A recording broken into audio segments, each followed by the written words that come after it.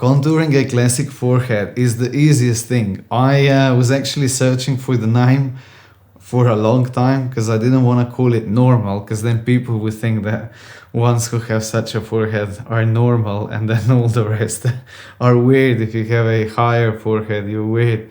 It's not like that, so it's classic. Easy it is because you just go around the top where the hairline is, push the contours into the hair.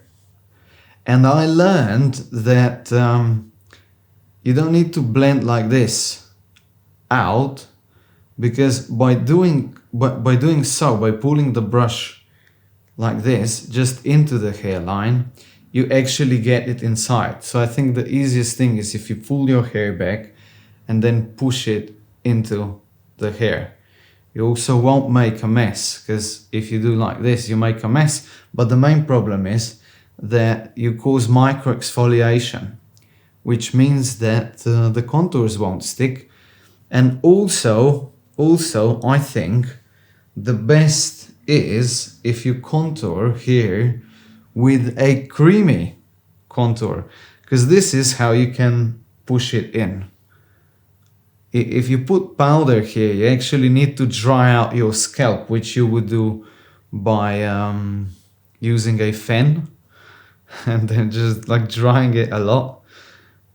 But this I find just the easiest thing. You could put also bronzer here. It doesn't need to be a contour, because what you're giving to your face is just a bit more of that 3-dimension it had before you applied a whole bunch of foundation on, before you flatten the face.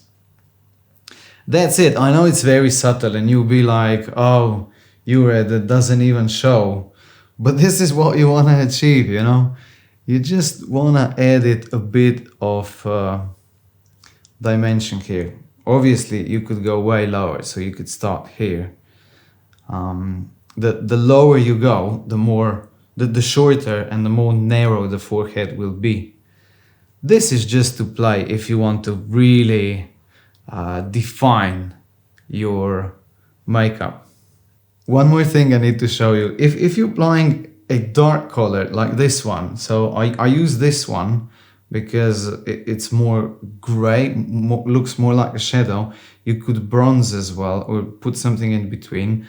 So if you're using something quite dark, first you need to do these little dots, because otherwise with this technique that I showed you, you wouldn't be able to blend it, because you would need to go like this. And now that you don't have much on the brush, you can contour like this, because this will stick on your hair as well. But if you have, if you have gray hair, try to, brighter hair. If you're blonde, try to use something brighter. The contour mustn't be that heavy, because it will stick on the hair as well if you're using a cream contour.